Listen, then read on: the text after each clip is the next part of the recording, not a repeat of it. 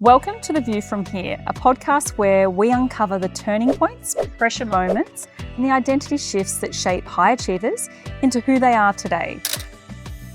This show is for people who've built impressive lives on paper, but now their real story sits in the moments no one sees.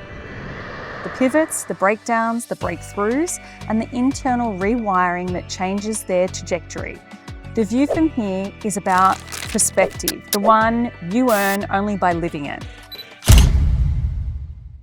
Prue Aja doesn't just build personal brands. She helps women become the authority they've always meant to be. Based in Byron Bay, Prue brings over 20 years of experience weaving photography and visual direction into the way she works. Long before this was trending, she was studying identity, how it's shaped, expressed, and how it becomes commercial leverage when fully owned. Today, she mentors visionary entrepreneurs who are ready to move beyond being service providers and step into recognised thought leadership. She helps them combine their lived experience, expertise, and ideas into premium packages, building ecosystems that scale both income and impact without sacrificing authenticity. But Prue's understanding of reinvention isn't strategic theory, it's lived. Her life has demanded it. Growing up around addiction and the loss of her mother and father very young, while raising a daughter on her own without financial or family support, taught Prue resilience the hard way. Later, walking through an extended dark period of soul searching allowed Prue to strip away everything that no longer fit. On the other side of that shedding came clarity, partnership, travel, and a quieter, more grounded relationship with power. Today, Prue leads from earned perspective, peace over providing, boundaries over burnout, and visibility rooted in truth, not performance. This is a conversation about reinvention, about turning personal truth into influence, and about the unique perspective that only comes from walking through loss and choosing to rise with intention. Prue, welcome to The View From Here. Thank you so much for having me. You're so welcome. So, big life, lots has happened. Yeah. What season would you say that you're in right now? Well, I feel like I've been in the last 2 years have been a season of calm, peace, flow, groundedness. And I've really sensed with this new year, fire horse energy, there's something else that's coming up and I'm like, no, I'm really enjoying this. Can we not do another layer? Like, I feel like I've done so much healing and developing. I'm like, can we just go with this ease and flow and peace and just expansion, but from a place of groundedness still. But there's stuff coming up. It's been a very intense week. Okay. Like something that's kind of brewing to upset this peace and calm, tranquility that you've created currently, do you think? Or? Yeah, there's just, well, I guess when we set intentions, and I've set an intention to really, like now being at 42 and seeing people in their 50s who haven't really thought about their finances and investing and setting themselves up financially. And I have done that in the past, but then I kind of let it float a little bit and just chilled out since living up here. I'm like, actually, like, let's really work on setting myself up for the next 10, 15 years so that I'm not in a place where I feel like I need to stress or work hard or even have to work. Yeah. So that's made things kind of come up, like such as I need to get a new car, we need to move house.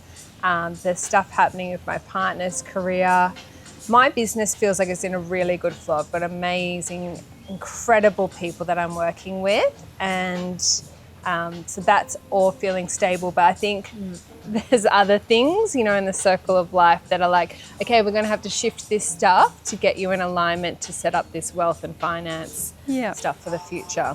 And why do you think right now that stability around wealth and finance and security there, where do you think that that's really come from? Or you said that you used to be focused on it, but you've been floating for a little bit.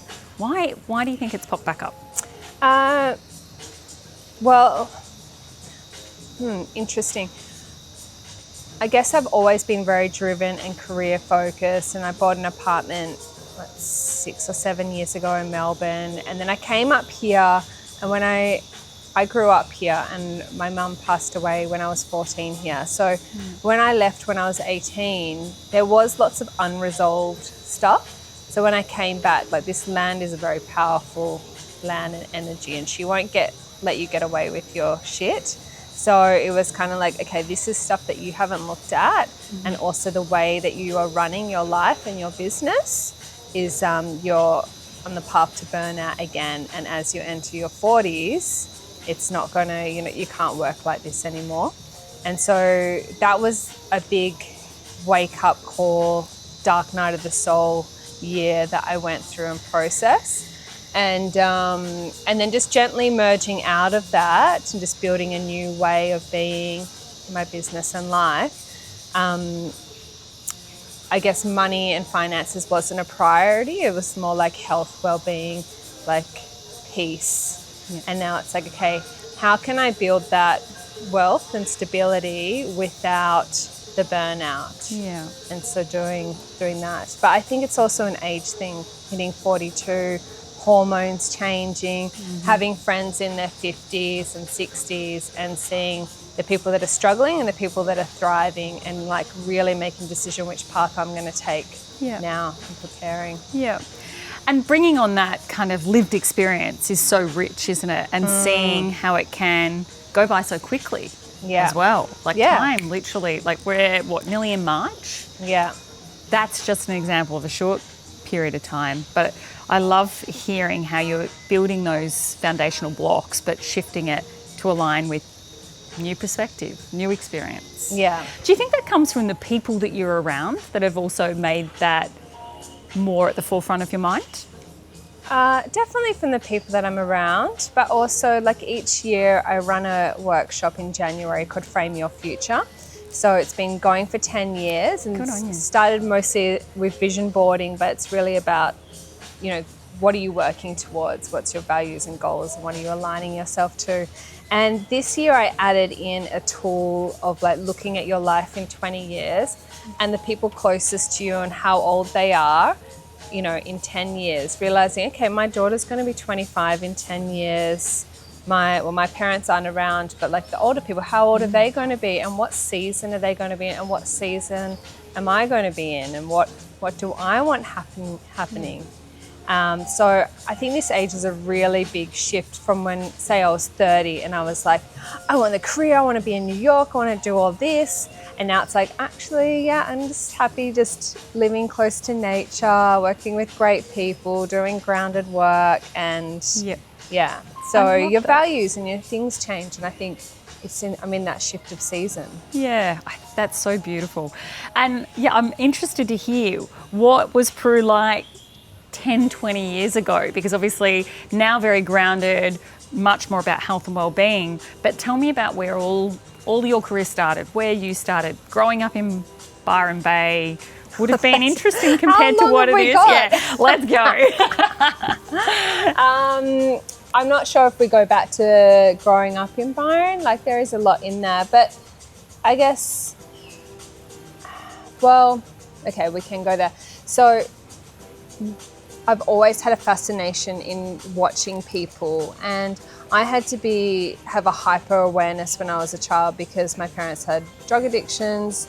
There was certain people coming, going from our house. Like, I knew who were the enablers, who were drug dealers, what phase my parents were in, and what the drugs they were taking. Like, this is from 5 years old. Wow. So I had a hyper awareness of just being, making sure I was safe in my environment. And so that fascination extended into, everyone loves people watching, but I did it from a very young age. I remember just sitting and watching people and going, I wonder what job they've got, and are they married?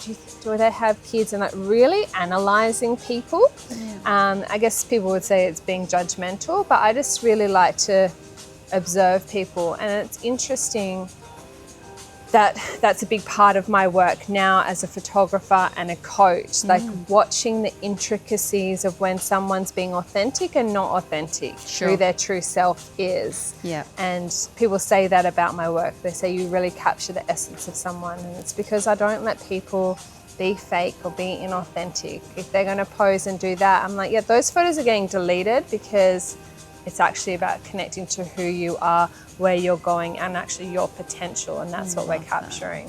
And do you think that that deep insight and that curiosity was also from the point of you had harnessed that skill set for survival, but also you harnessed that skill set to see what's possible, what the other side of the coin might look like to create for yourself? Yeah, so what's the question? So do you think that that deep skill set of being able to really see people for what they are and that curiosity around it, do you think that came from having experienced what you did and needing to use those skills for safety, but then also using that skill set to see what's possible, what life could look like? Yeah. Yeah, so I think when my mum died when I was 14, there was that clear fork in the road going, I could run away and go, fuck this, the world is horrible, people are horrible, I'm just going to go and like create my own life. Or see the path that my parents took. And there's no blame with them at all. Like, it's all generational. Like, stuff doesn't start with that person. Everyone's on their soul journey and doing what they came here to do or heal. But I was like, no, you know what? I'm going to work really hard and just set myself up and have a good life. You know, I always dreamed of the white picket fence and family picnics. And so I was like, I'm going to choose to walk towards that. And so chose that path, and it wasn't easy because this stuff is at a cellular DNA level. And like when I had my daughter, there was this thing in me going, you just got to run away, this is too hard, you don't have to do this. And my mum had left when I was 2 years old and moved to England for 2 years. So it was like fighting myself, my inner compass that was saying to do this thing and going, that's actually not right. It feels really uncomfortable. I have to sit through this and I have to, work. Yeah. Realize this isn't me and that I'm choosing a different path. I know I've just gone a little bit off track, but... No, it's perfect. No, I love that because it's showing the growth that you had, the awareness that you had. And obviously, had you done a lot of self-discovery work between, say, 14 and 25 when you had your daughter to have that much self-awareness? So I think I was always observing and watching things. I was also doing photo shoots with friends down the beach at that age. So I've always had a camera in my hand. There's actually a photo of me with a camera when I was 2 years old. Wow. I used to put my soft toys in house plants and pretend I was shooting for National Geographic. Love it. But when I was 18, I was in Sydney in Manly getting my car fixed with a mechanic, and I went to the library and this book fell out of the shelf, and I don't like to use his name now because of what's come up, but it was Deepak Chopra's Spontaneous Fulfillment of Desire. And that was the first text that actually taught me and made it really clear that we are the creators of our destiny, that we get to choose. And that's when my path of intention, manifestation, creating my destiny began. And then just had an obsession with spirituality and quantum physics and understanding, how the deeper layer than what exists in this 3D world, the collective consciousness and how everything is really all connected. Yeah, beautiful. And so in those transition times, you're a new mum. Obviously, your mum did the best she could, but wasn't the greatest of role models of what to do. That point where you're fighting your nervous system's instinct to run, but knowing deep down that you want to stay, how do you overcome that? With that awareness, but what's next? How? Yeah, so I was 25 when I had my daughter. It was unexpected because I'd had a fashion career in Sydney and London, and because the photography industry was very male dominant, I was like, right, well, I'm going to study fashion design. And it was just so interesting. I ended up working alongside the best photographers in the world for big fashion magazines in Sydney and London. And then when I came back to Australia, I was being sponsored to stay in London, but I met my daughter's dad, and I was like, right, I'm going to go to Melbourne and study photography at RMIT. It's the best photography school. Yeah. And so within a 9-month period, leaving Byron, starting a new career, a new city, finding out I was pregnant. My dad died when I was 8 months pregnant. We had no money. No one would give me a job, so I started another business, a kids' party business in Melbourne to fund studying and having a baby. So that was a really big time. Understatement. I think I was very numb for a few years and just like in survival mode, trying to get through. But it was interesting, my lecturers, one lecturer in particular, actually there was two. One, she said, you don't need to come back, you're gonna have a baby now and you just go and do that. And I'm like, this is my life too. Just because I'm having a child, I'm going to model to her that you can do what you want in this life. Yeah. And another one who just tried to kick me out as many times as possible. Really? Well, because I'd already had a career and like I just knew stuff and I wasn't going to be treated like an 18-year-old who was fresh out of high school. Yeah. So I was a bit stubborn maybe. Yeah. A big, pregnant, stubborn 25-year-old. But it was interesting. I was really like challenged to be pushed out of that. And so there was lots going on and it was hard being a mum. You would see, Instagram wasn't around, but Facebook was. And then some friends started having babies and like, oh, how amazing this is. And I'm like, this is torture. Like, am I the only one that feels like this is the hardest thing on earth? Like breastfeeding, a crying baby. I don't even know what to do with the baby. Like just so much disconnection. So I think I just was in survival, getting through. Yeah. And just sticking it out. Yeah. And do you think in that moment of being really thrown back into that survival mode again, did a lot of stuff come back up from your past as Definitely. well? Even when I was pregnant, actually, that's when a lot of stuff around my mum came up. Yeah. Because it's like I'm about to become a mum and then all of this stuff that it wasn't until my daughter was born that I didn't realise I was actually abandoned. I was seeing a psychologist and she goes, that's not normal, your childhood, like what you went through isn't, not everyone goes through that. And I didn't even know, so I didn't understand how I worked, why I worked in a certain way. Yeah. But then when I started unpacking that over years and years, I was like, oh, okay. Makes sense. Yeah. And what was an example of that? What's something that you never saw as abnormal, but then upon reflection now and that growth, you're like, oh, that was why I did that. Do you remember anything? Definitely having to be in control of everything, like hyper control, because like if I wasn't in control, I didn't feel safe. Yeah. So, and this takes years of processing and learning. And then, when I feel like that need for control to come up and go, I'm safe, it's okay. I don't just let it go. Yeah. Yeah. But this is like years of work. Yeah. And I'm sure somebody listening now is like, oh no, that's easy. It's like, yeah, but if you're in it and you haven't ever felt true safety, it's hard to know where that comes from. And the only thing you have is to be displayed in control. Yeah, if I can control my environment and how everything's going, I'm going to be safe. Yeah. Yeah. And it can get out of hand, right? Yeah. Yep. Yeah, well, then it affects your relationships with people. And I also tend to have because I had to grow up very quickly, I have really high expectations of people and friends. Which, luckily I had a few friends that would pull me up and go, hey, like your expectations are just way, too high. Not everyone is like hyper like you. And so then just having more compassion for them and then for myself. And that was a more of a newer lesson probably in the last 5 years, is learning to have compassion for myself. Yeah, yeah.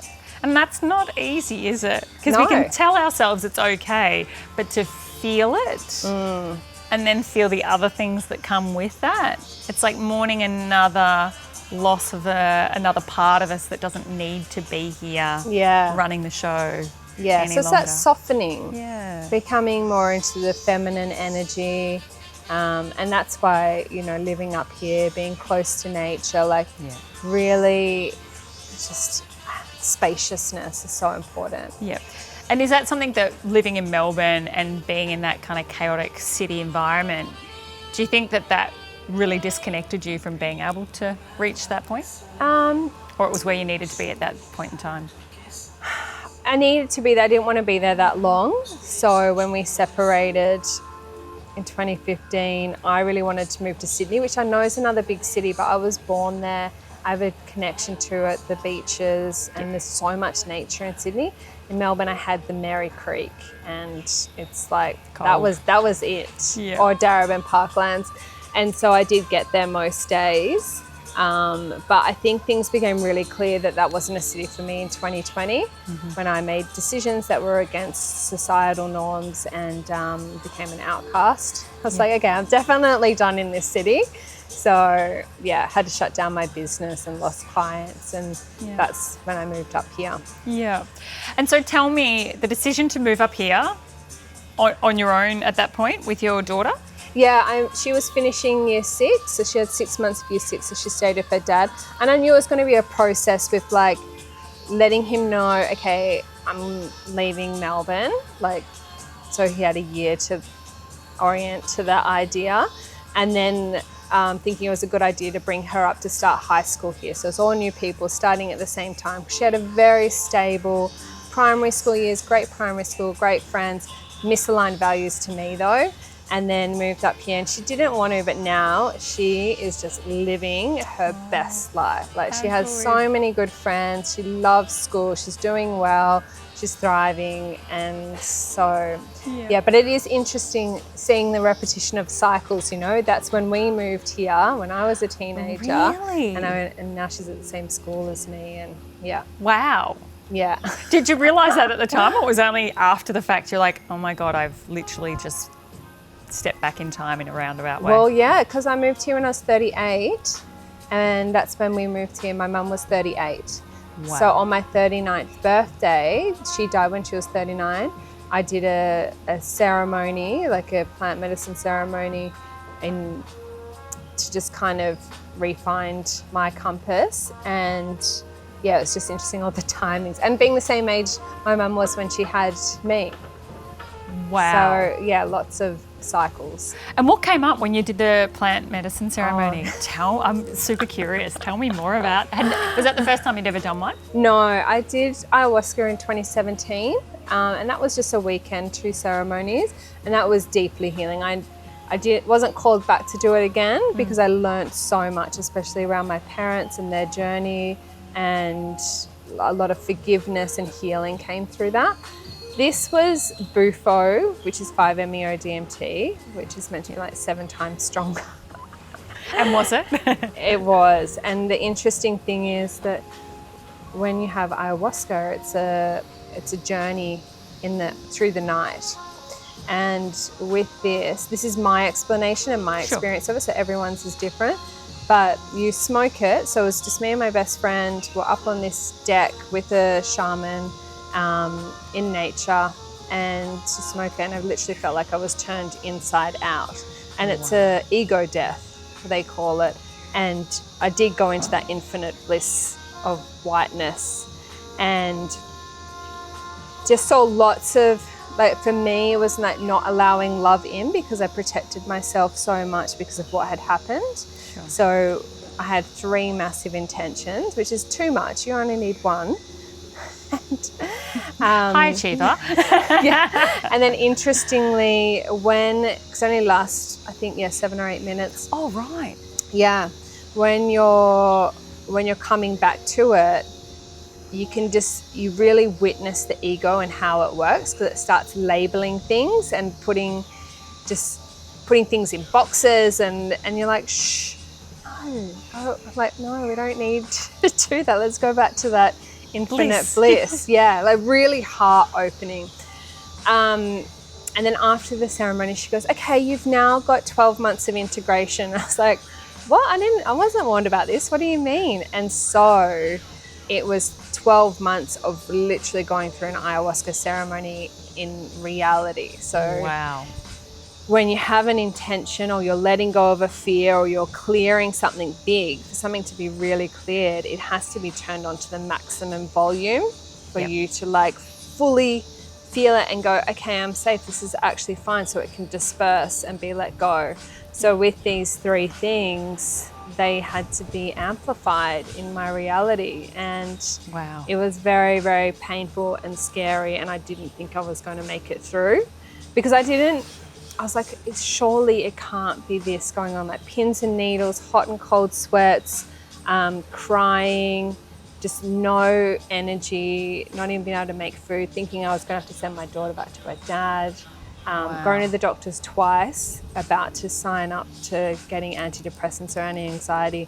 But there was just this deep knowing, and it was the same knowing around the choices I made in 2020. They were saying, you don't need drugs because it's only going to push it down and put a cover over it and it's going to stay there. You actually just need to walk through this fire and allow it and just sit in your shit and allow it to like be processed and come through. So yeah. Pretty heavy though. Really terrifying. I wouldn't recommend it to anyone. Interesting. So it's done great things for you, but do you think upon reflection there's other ways to bring those? Yes. 100%. Yeah. Well, you know, I didn't think I was going to get through, and I had a handful of very close friends that were my support people, but there's only so much people can do because it is your process and your journey. And I found it really fascinating that half of them were on medication. And did you know that before? I knew like a couple were, but yeah, and I was like, wow, there's so many people in the world that aren't actually doing this work and processing, and I understand that it's really, really hard and some people need to do that. So like everyone's choice is their own, but it is quite scary how much some medical stuff can just put a lid on things and we're not actually doing the work.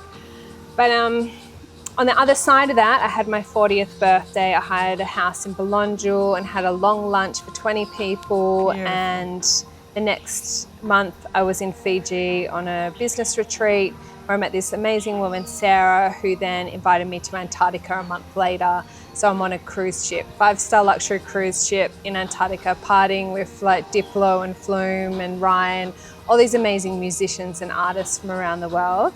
Met my partner on the flight to South America. I sat next to him. So I went through all this clearing to make space for some beautiful things. And then my life has been really beautiful the last couple of years. Wow. But now it's like, okay, there's some more, we need to go back in and just get some more clearing happening. Yeah. But otherwise, yeah, it's been amazing. But since then, I've also learnt a couple of other modalities, like such as breath work. Yep. Can do healing like that. And also, I was lucky enough to photograph Byron Bay, who wrote the book, The Journey. Yep. Which is a healing modality practice. So it's a 90-minute process. And I was actually really amazed in that process that you can go to these places in the body and clear them as well. So, if you're not drawn to doing plant medicine, there are There's other other ways. things. Yeah. I just like to be an extremist. But I've calmed those things down now. Yeah, would you do it again? No. Oh, right, okay. I wouldn't recommend it. Wow. Because it's obviously very in trend at the moment. That's why I'm super intrigued by your experience, how, I guess, rebirthing it was for you, and a lot of good came from it, but how you're like, no. No, thanks, there's but no other thanks. ways, there's better ways. And I think also because I didn't have a really good therapist or integration coach or mentor on the other side of that. I had a kinesiologist, but she was also going through her own stuff, which started to be projected onto me, and that became quite toxic. Then there's another kinesiologist she's amazing and got me cleared up some things. I love kinesiology. That's one of my favorite modalities. But I wouldn't recommend it. I think ayahuasca is good, but I've found people who suffer from addiction do it and then they keep going back.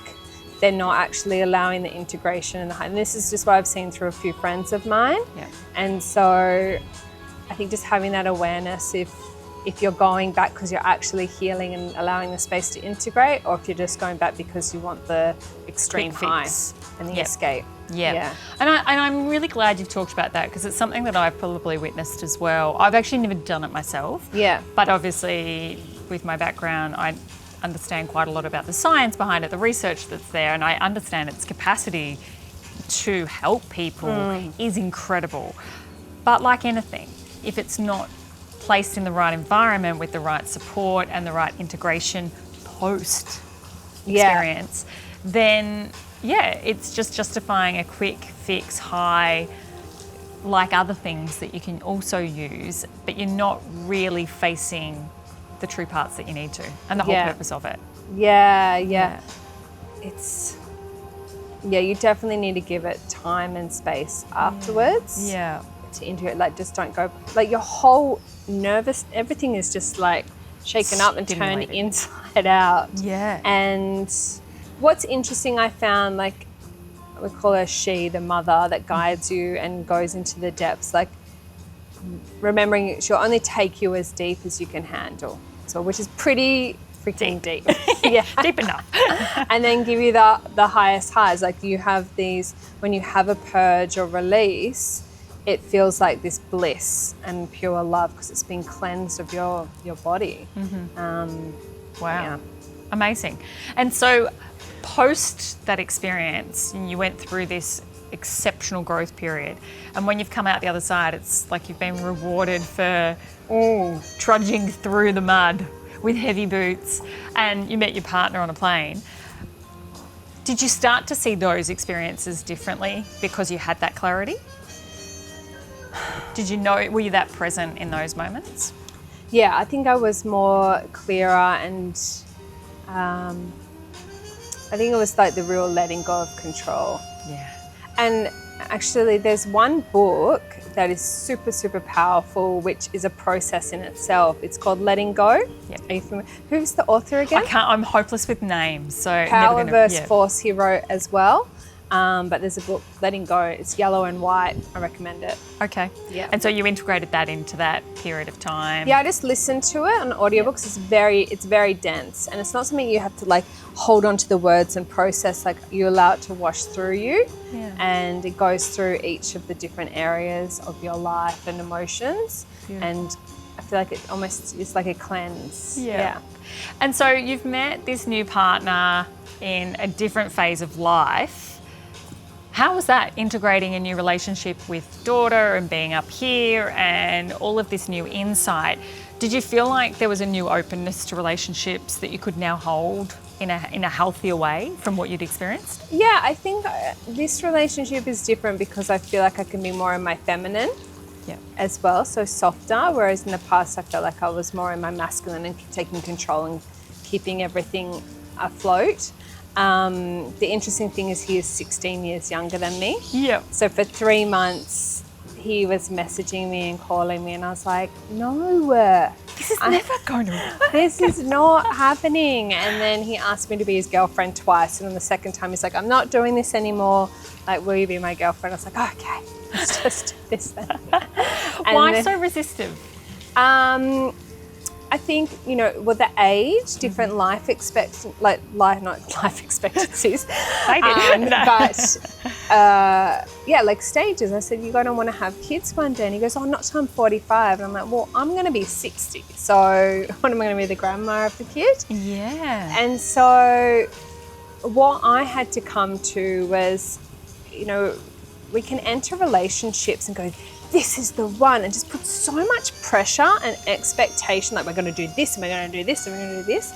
And I was like, you know what, everything is in flow. I enjoy his company. I enjoy kissing him. It's like, I haven't had that need to ask anyone, what should I reply?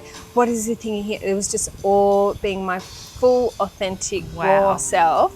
Like, some of the things I said to him in the beginning, I would tell my friends, like, what, you just said that? And I'm like, yeah, we need to be honest. Yeah, put it out there. If he doesn't like it, it's not the one. Like, and the one for now, and maybe it isn't forever.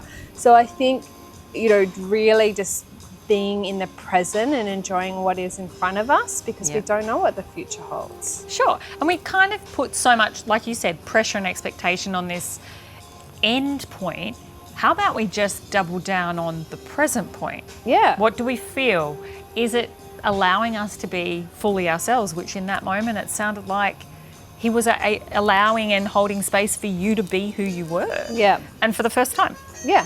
And not needing that control any longer. You could be present. Yeah. And see it differently. Yeah. And maybe if they were the same age as you or older, might not have felt Comes that with same. a whole lot of other issues. Correct, yeah. There was also, he's going to move to Byron and then he's going to see all these gorgeous young women that are around here and then be like, oh, why am I with this old lady? Just letting go of all that bullshit that we carry and just being like, this is me, my curvy 42-year-old self. That's what I signed up for. Like it or leave. Yeah. And do you find, because you've now been together for 2 years? 2 years, yeah. Do you find that those fears have settled or have different ones surfaced? And how did you work through those? I think they cleared within the first 3 months of him moving up here. Having these thoughts come up and then just being, when you express them, you go, it's actually really stupid what I'm thinking. I try not to express all of them to him, but sometimes, he's Latino, so he's very fiery, and I grew up in quite a fiery house, and I'm very sensitive to that. Very peaceful. I don't like fights, but I am kind of confrontational as well, but if it needs to happen. So whenever we did have a fight, I was like, this is the end, he's going to go. And so it would really trigger my nervous system and I'd be like, oh my God, it's over. And what he taught me is you really take things to the edge when it doesn't need to be. And what I've learned about Latino people is that if there's shit that needs to be sorted, it comes out, it gets on the table and it's cleared and we move happy on. Days. Yeah. Whereas I find in our culture, things tend to be just pushed down and not brought up and then exploded at a later time. So things are cleared very quickly and there's been a lot of growth in our relationship. Beautiful. And what an important experience for you to feel, that safety, that somebody is still there and that you can have healthy confrontation where you process it properly. Yeah. You don't avoid it and let it blow up like you said, but you can sit in the discomfort. Yeah, it blows up. Sure, but it's resolved. But blows out, yeah, it's resolved. It's resolved, yeah. It's not left hanging in the air. Yes, yeah. Beautiful. Yeah, cleared within definitely 24 hours. Yeah. It's gone. So. And so I always love hearing how people resolve conflict in their relationships because it's always so unique. What's your process? Obviously, he's fiery and you were nearly somewhat avoidant probably because you're like, I don't want to feel uncomfortable. Definitely avoidant. Yeah, okay. All right, own it, love it. How did you merge those two worlds together? What's the formula that works for you now?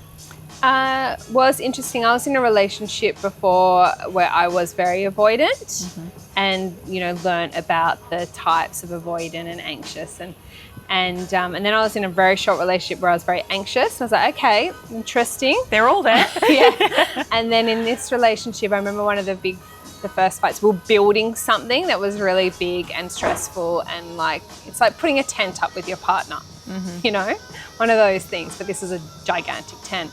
And anyway, we had a big fight and I was like, that's it, I'm going to my friend's house and go stay at her house.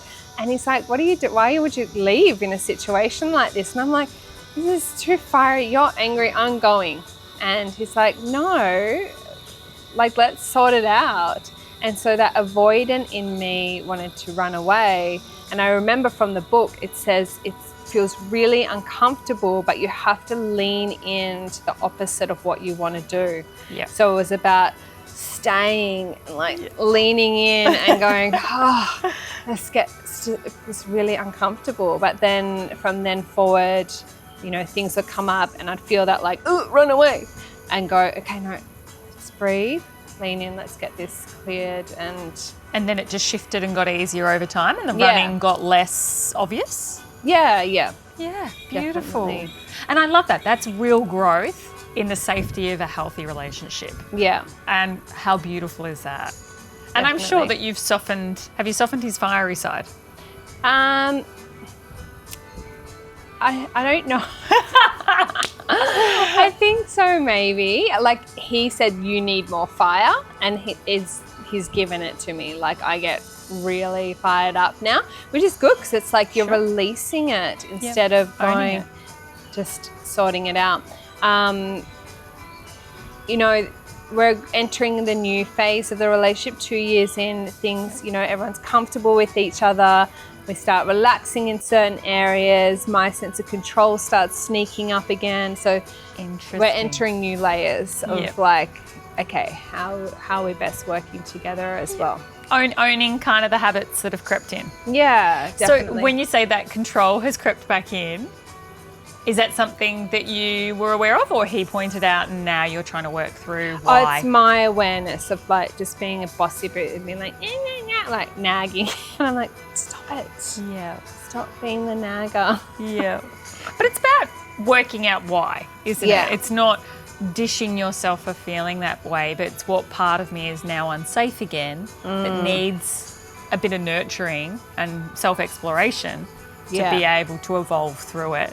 Yeah, but also just like letting go of a few things. Like, is it really necessary for me to say something about that thing? Yeah. Just let it go. Like, it's not hurting anyone. Yeah. And I think that is a degree of comfort in relationships, isn't it? The little things. Like, you hear people go, oh, I just don't like the way they wash the dishes. And it's like, but they're washing the dishes. Yeah. And I really don't like the way he does. But then when I was in Argentina, I'm like, oh, they all wash dishes. This is so weird. It hurts my brain, but okay. Like not squeezing the soap out of the sponge and leaving a dry sponge. They like to leave the sponge soapy so they can clean more. I'm like, this is weird. Yeah. But then, do you think it comes, because I'm like, straight away my practical mind was going, we live in a really tropical environment. If you leave the sponge sopping wet, it smells and it gets pretty bacteria manky. And like, So maybe there's a little bit of a practical element to some things as well. Yeah. Well, I explain that, and no one likes to be explained to. No. It can really trigger a lot of defensiveness in people. Yeah. And so now you're in this phase, and tell me, I want to hear more about your business and how you've integrated all of these parts of you, all of these lessons that you've learned. Is that what you bring into your coaching and photography now? Yeah, definitely. So, well, my photography, it has a system and a process that I've done for many years, and it's very in-depth, and I keep adding more layers into it because 80% of the work I do for a photography client is before the shoot. Like, I do... I really work out, get them clear on like who they're stepping into becoming. So let's take photos that position you in that person you are 5 years from now, and all those opportunities and all those things have happened. So that when people see those images, it's manifesting those things as if it's already happened. So that's where I bring in the manifestation into my work.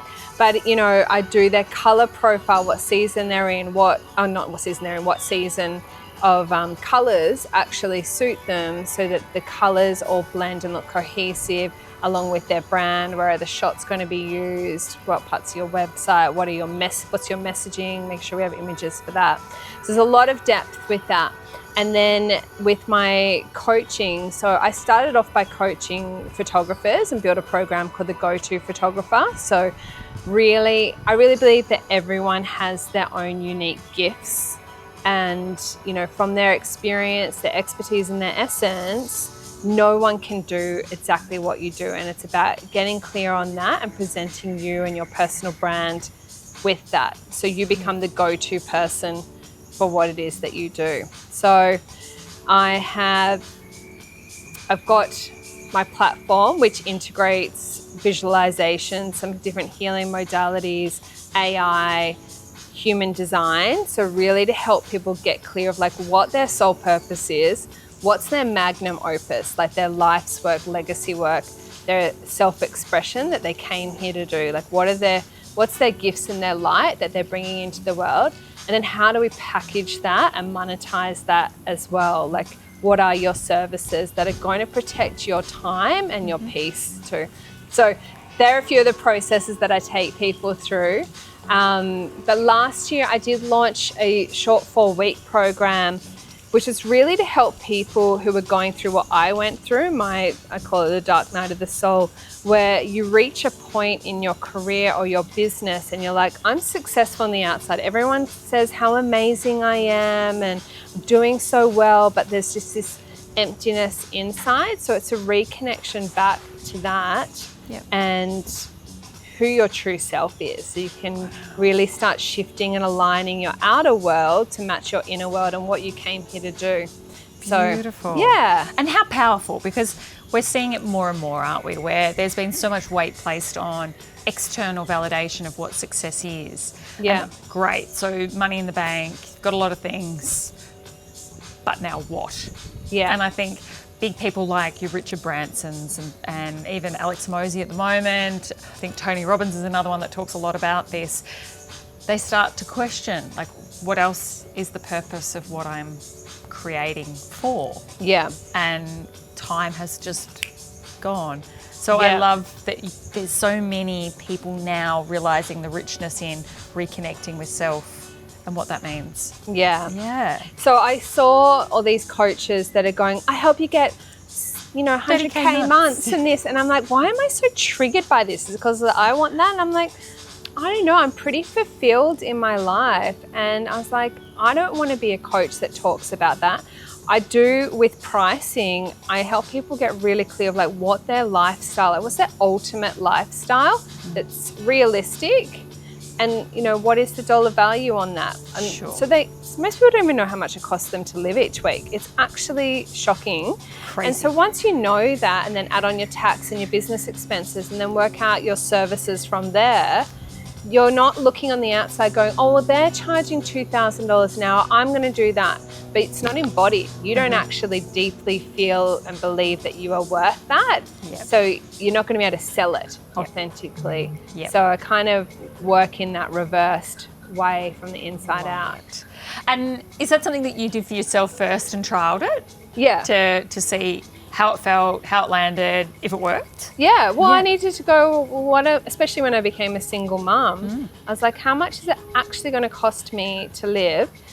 I think I was shooting like 4 days a week. I was rolling in it, but I was burning out big time. And I was like, I hit a glass ceiling. I can't work anymore.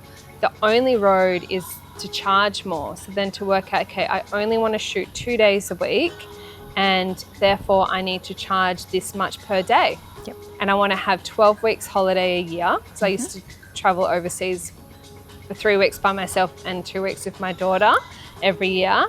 And I designed my life and my business to support the lifestyle I wanted. Wow. Yeah. And how incredible. Yeah. But the way you're talking about it makes it so real and achievable. It is. And is that the manifesting, is that the alignment with the reverse engineering of what you need in with all the other experiences? Do you think that's what allows you to encompass all of that? I think just getting really clear on who you are and what it is that you want. And that's not looking on Instagram or Pinterest going, that looks nice. Although if you see something and you feel jealous, add it to your vision board, because that's the trigger going, that's something that I want. Why don't I create it for myself? Instead of being like, oh, they're doing that. But I think getting clear on what I want my life to look like and then shaping things to make that happen. Yeah. But there's more to that. Like, a lot of people go, I want those things. But what separates them from the want to you wanting and creating action? Where do you think that drive comes from? So can you give me an example of that? So, we can motivate people to see possibility. We can speak up and help to encourage them to want to be more and do more. Yeah. But then there's so many people that's where it stops. But yourself, you action it. You don't just speak. Yeah. You do. Yeah. Where does that come from? Do you think that comes from having to rely on yourself for such a long time? I think so, yeah. And just like, there's a phrase that I like that's very triggering for a lot of people, but no one's coming to save you. Yep. It's up to you Yep. to create this reality. But also, like, if there's things that you want, like, really break down why you want it. Like, do you actually want it, or is it because Susie next door's got that fancy car? Yeah. Is it an external validation thing? Because then it's empty. Yeah, what's it? Yeah. Yeah, it's not actually, that's external stuff, and it's not ever going to be fulfilling. I remember when I bought my first apartment, and my parents, and I think even my mum's family, no one ever owned property. So it was a very big thing. And I remember getting the keys and going in and I'm like, and now what? no, nothing feels any different. Yeah. I am grateful I've got it Sure. and set that up, but like, it's not like once I get that car or that house, all my worries will be gone. things are going to feel different. It's not, it's what's on the inside. Yeah, I love that you own that, because again, you can fill yourself, you can fill your life with lots of things, thinking, or I heard a client say this to me recently, oh, well, when I get there, then I'll create more space and time for myself. And I'm like, where are you getting to? And they're like, oh, well, in however long it was, let's just say it was 2 years, I'll have built things to be able to do that. And I'm like, no, you won't. It's an empty promise. Because if you can't do it now at the level you're at, you'll never do it at the level you're going to. Yeah, because it's wired into you. It's about rewiring it now and creating that reality and that as if it already exists right now. Because, and then the external world will start falling into place to shape to that inner belief and knowing that that's what you are. So good. And that's powerful, isn't it? But it's a fine line, isn't it? You know, I think there's been a lot of trends around manifesting, which makes it's like, just write it down on a piece of paper and tell yourself every day. And it's like, yeah, it's a little bit more than that, because that's trying to force a new belief onto yourself when all the thoughts that have created all the other beliefs don't align with that. Yeah. You kind of need, you know, obviously a belief is created from a thought that you've repeatedly told yourself. So it's, you have to change those other ones first as well to align with the one that you want. Totally. And actually, this is in my Frame Your Future workshop. We went through the 9 areas of the Feng Shui map, actually, of your life. And the first one is like, what's your current belief in this area? So say it's around money, and say your belief is I have to work really hard to make money. And then what does the ultimate version of that look like? That money flows to me, I work 4 hours a day and it's easy and effortless. And then the next question is, why is that important to you right now? So you're really digging that bit deeper to uncover like, okay, why, maybe it isn't even important to me. Or for me, it is important to me because I want to just be able to have time to exercise and be with my daughter. And then the next question is, what are the steps that make this inevitable, or the habits that I need to start embodying to make it happen? I love that. So it's not just like that external thing again. Yeah. You actually break down the task so that people can action it in smaller increments to make it foundationally change. Yeah, and understand why they even want it in the first place. Correct. Yeah. And actually, I am feel called to mention something. I get a lot of people asking me, because there's so many amazing women in their 40s single, and they're like, "How did you get your boyfriend?" It's like, how did I get? I went fishing and just threw some bait. Him out. No, well, I was doing online dating for like 2 weeks, and I just put all natural photos of me because I'm like, this is who I am if you like it or not. And just getting weirdos message me. I'm like, you know what? No one's ever actually going to understand or feel my energy through this. And I don't know if I want to date anyone from this area. So I was like, I'm going to import someone, but you know what? I'm actually just going to live my best life. And I was so fulfilled and just been like, just living my best ultimate life without even the inkling of wanting to meet someone. And that's when I met him. And I know it's so cliche, but you do have to love and be fulfilled in yourself. Absolutely. And it's kind of like one of my big life issues has been around money. And when you're desperate to it, you have this desperate energy. So it's pushing it away. And think about when a guy likes you and he really, really wants you and you can feel that desperation from him, you're like, ugh. Yuck. So if we have that, you know, it's the same thing. So whatever you want, like, try just have the with or without you energy around it, not the desperation. I love, that is so well said. And I think a great example of money and relationships, the two big players that I think elude people the most. And it's something that, I work on a lot with clients and explore what that is. And it's, if you love yourself and you know how you love yourself, then that is what you mirror out. And then that is what the person that's going to align with those values will be able to reciprocate in return. But when you don't love yourself, it's like not knowing how to get from point A to point B when you're driving somewhere. and you're just winging it, well, anything could happen. But when you have clear direction and you understand what's required of you and where that comes from, and that safety that just naturally comes from that, the calmness that comes from that, the urgency's not there anymore.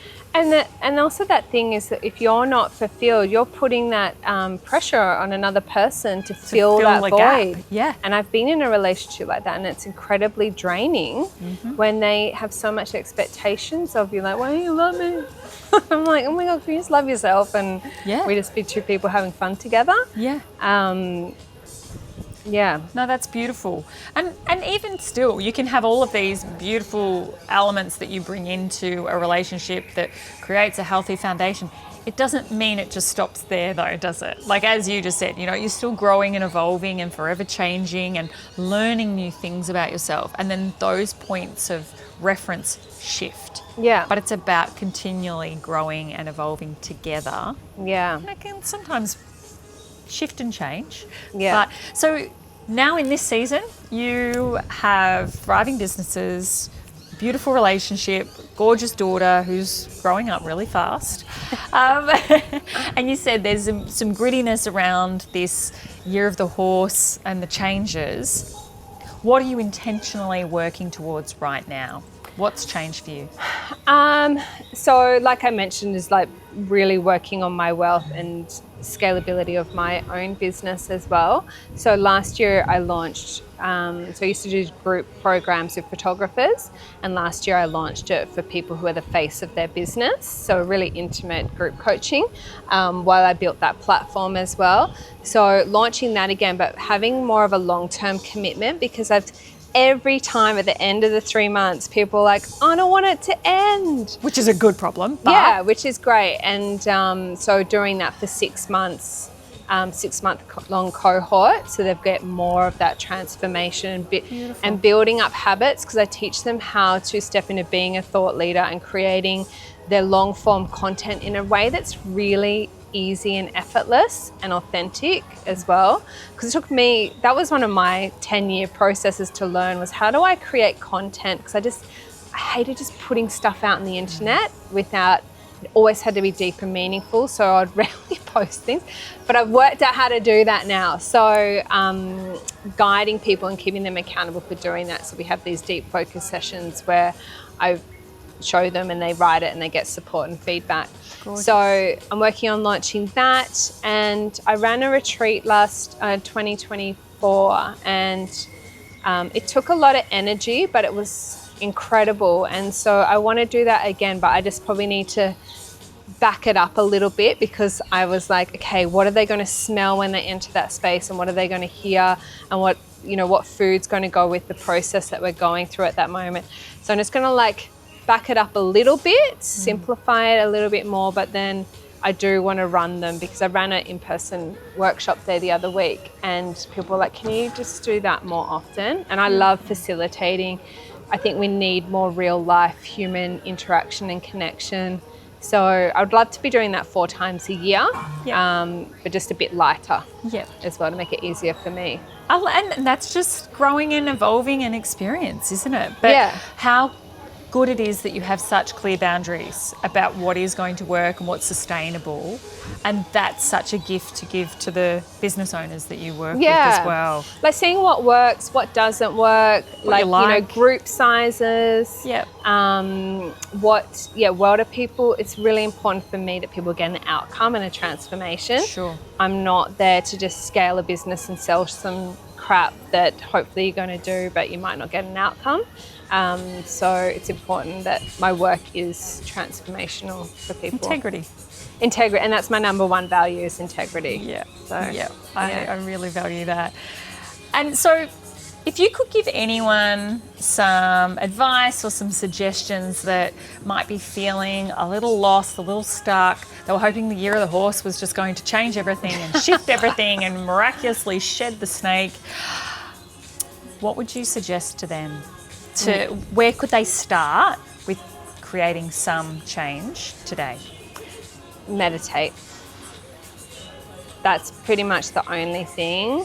We're entering in this whole new era, the age of Aquarius. There's a lot of breaking down of the old systems and the old ways in the world. So it's just stepping away from the fear and the news, because beautiful things are happening. Like it's the becoming of a new way of being, and I really believe it's a very beautiful era that we're entering, but it's like a rebirth. We have to go through the shit, and more important than ever is being deeply connected to yourself. So I've meditated pretty much my whole life, but the last 10 years done Vedic meditation. Yep. So 20 minutes every morning, most afternoons. I'm trying to be better with the afternoons. In the afternoons, sometimes I'll just do a 20-minute nidra at 3 p.m.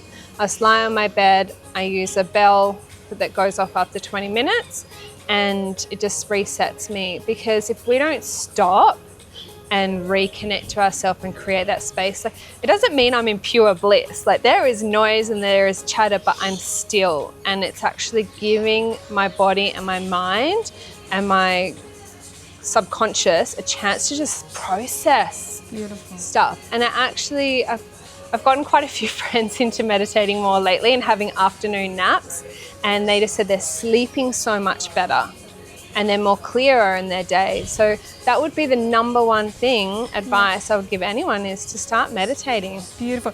And if they're struggling to find what platform to use or where to start that, because obviously there's a million different apps and things, do you use an app, or did you start on an app, or did you go and do a class? So it's silent. So I was trained by a Vedic meditation teacher. But my favorite app is Insight Timer, because it has a timer bell in it. So you can set it up for how long you want to meditate, a start bell, an end bell. So I use that daily. And it's also good because it says, like, you've meditated 20,000 hours. I've actually recorded a meditation that's on there, so you can find me on there. It's a 10x future self visualization, and I'm about to drop another one as well on there. Actually, I'm writing a nidra one for busy people to have a guided afternoon nap. So I haven't recorded it yet, but that's, Insight Timer. Great.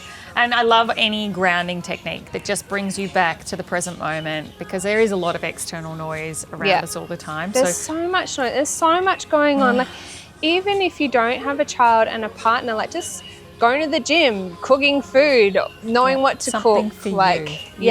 There's a lot happening. So taking 20 minutes a day is like the bare minimum of what you can do. It's a priority.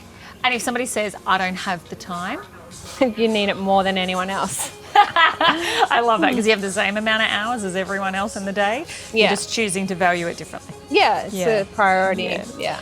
Beautiful. And just lastly, the phrase, the view from here, what does it mean to you right now, having reflected on your life's journey and all the beauty that it's held? A view from here means to me having a perspective. So seeing what because I think each stage we go through, we see things a different way.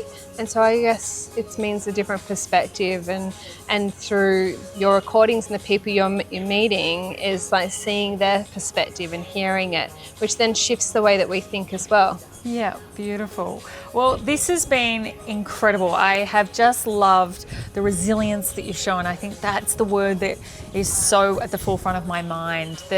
The strength and determination, and showing that you can have some challenges and you can change them.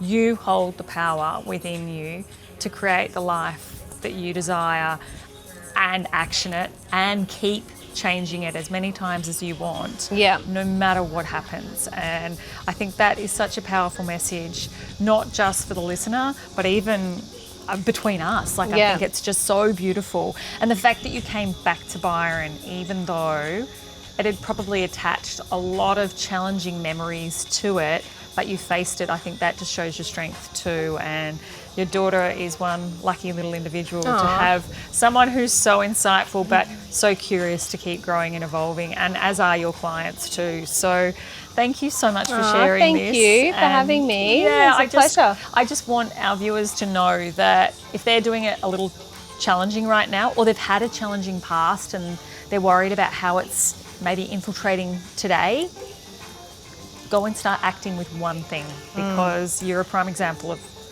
how you can grow and keep evolving. So, Quiet things down Quiet things down. come home to yourself. Trust yourself. Yeah. Yeah. Well, thank you so much. Pleasure. Thank you. This is awesome.